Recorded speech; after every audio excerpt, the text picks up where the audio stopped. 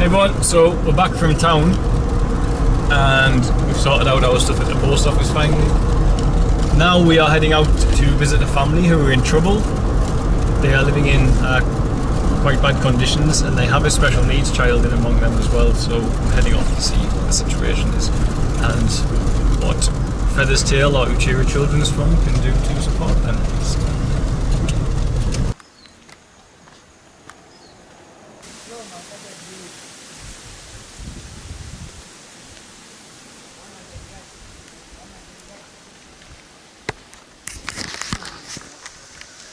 I always love the scenery when I'm walking to find the different families we work with.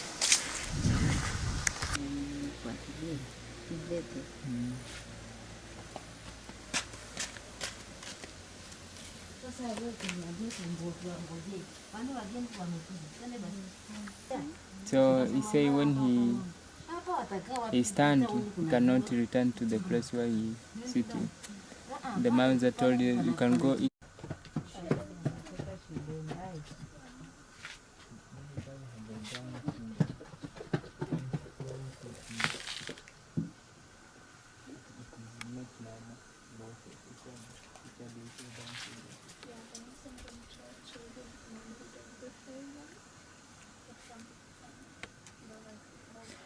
Hello, Sara.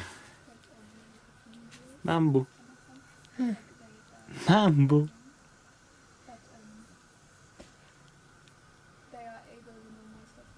Hey. Hello. Come on then.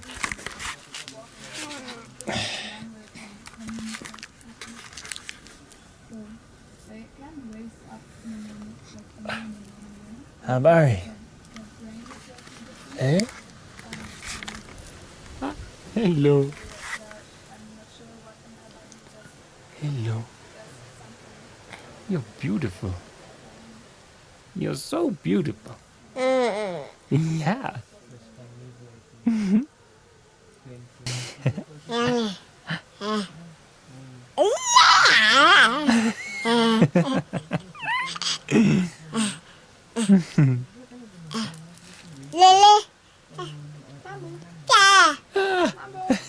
Who's this?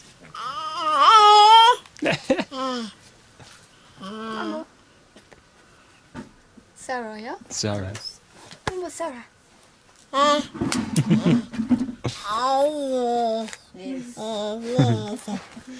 Everyone, so this is little Sara, and she's living in this single room mud hut with her grandmother, mother, and sister. Yes. Her uncle, who has a severe mental problem, which I'll address shortly and explain what's happened. And which one is pregnant? Her sister. So Sarah's sister's pregnant. So she lives here. Her mother lives here. The grandmother. This young man, this man, sorry, because he's actually 40, older than myself, who has severe problems. He spends his whole life just staring at the floor.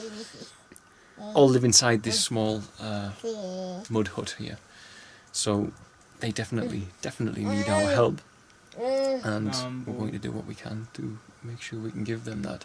But given the current situation that we've had with the witch doctors, what's happened to this young man outside is quite uncanny timing, shall we say. So I'll explain about him shortly when I go outside. But this is little Sara, who is Down syndrome, it would seem, which is so beautiful. She's so cute. You're beautiful. Yeah. So, okay. Right.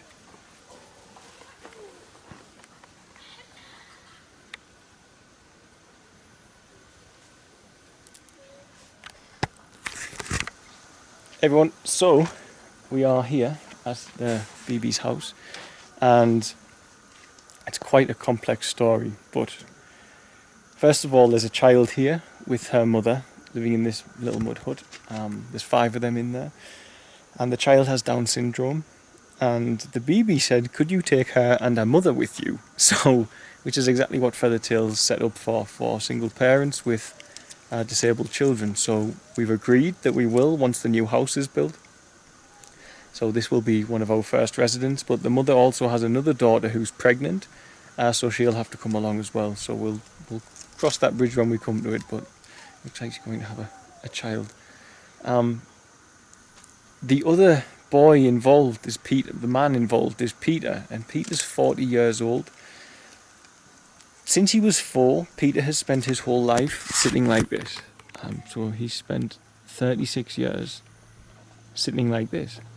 And he defecates himself and urinates himself. But here's the alarming thing, and this is what we'll never know the mystery behind this. We'll try our best to help him however we can. Is how this began was his father entered into a ritual with a witch doctor, and you make a living sacrifice. What you do is you offer the soul of your child in return for material gain, for a good life, for a wealthy life. And the man has got a job working at the port doing clearance and stuff, so as far as they're concerned it worked, and they believe this is why he's been like this for 36 years, because they did the ritual, and then after the ritual he's been like this ever since. So Tom's going to explain a little bit about the clan. So they're all part of the same clan, and they've visited a witch doctor in the past. Can you want to explain exactly what BB had told you? Yeah, so the first time I came here, I do interview with the BB, so to explain the situation, what's going on, because I can't interfere with the culture. We are Tanzanian, but we have a different culture. So the issue that his father of Peter doing it is, I don't know, it is difficult in normal ways, because how you sacrifice, how you offer the soul of your child in order to be rich. Mm-hmm. So to be material, like you can gain a lot of money, you can have a new car, but in situation in life in future, the child is sitting without for nothing. So this is very, very bad. So the baby told me that the father of Peter, they were born in 4 of them. So the first one who is making sacrifice to offer the soul is alive now and live in Mwika. The 2 boys, the second and the third, they already died. I don't know if this is the situation or continuation of sacrifice, I don't know. So the last one, he's alive, and he's the one who have a normal family and normal children. Mm-hmm. I think he believes in God. That's why he has a good family, normal children, and normal life, Yeah. compared to the first one, Peter. Okay. So this is the son of her first son, yeah? Yes. This is her grandson, this one. So this is BB's grandson, and her son offered his own blood, his son, as a sacrifice, but a living sacrifice, so you offer your soul to the witch doctor. But also he had 2 other brothers, and the BB's not sure, but those 2 died, and they're not sure if in the ritual he involved those, because BB wasn't here. But here's the thing. Nobody knows if they took that child to the witch doctor ritual when he was a child. So he could just be sitting there in severe trauma for 36 years because of whatever they did in that ceremony 36 years ago. We already know that these men want to sacrifice children, the ones that we care for example. We are working to protect them and to bring others into our protection as we speak. That's currently our main goal at the moment. So what do they do to a child that is supposed to survive? What is it they do in these ceremonies to a child they're supposed to own the soul of, but the child's supposed to keep living? And I don't know what it is that they do, but this is the result of that ceremony. 36 years of sitting like this. And when I spoke to him and I tried to shake his hand, he was scared of me. And I told him God bless, and he said very quietly, peace, back to me, and he didn't dare make proper eye contact. He's terrified. He's literally just sitting there in constant fear, just terrified, and doesn't even react to going to the toilet and stuff, but was a normal child, perfectly normal child up until that age of 4 when this ritual went on, and then this happened. And this is part of the darker side of the beautiful continent that is Africa, is these strange witch doctor religions and beliefs. So we're going to work as best we can to help this young man. Bibi is effectively homeless. She rents this hut. She has a piece of land, but there's no house on it, so we've agreed. I've told her we will build her a house. I don't know where I'll find the money from yet. Maybe just have to do a fundraiser or something. I might put the Chances to Share project for those of you who know about that project that we do, where everyone gets a chance to make something happen for somebody.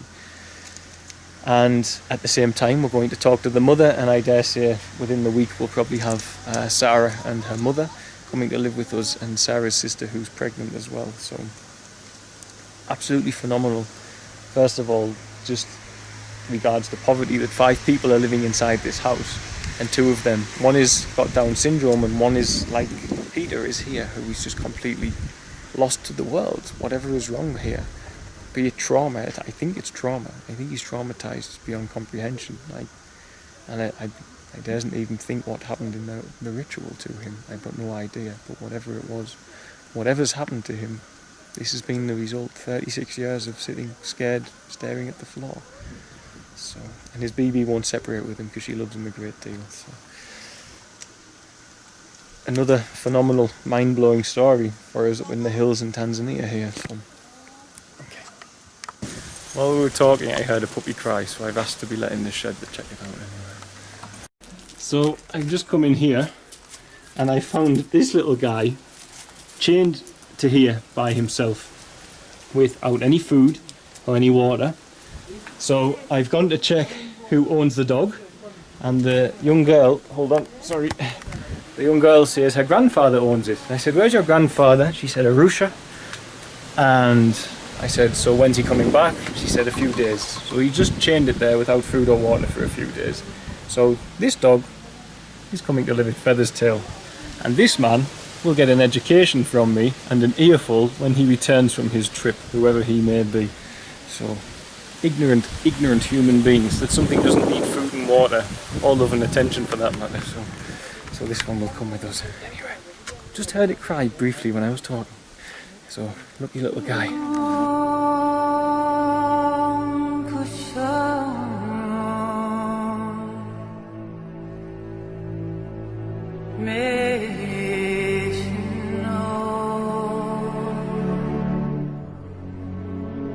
And we said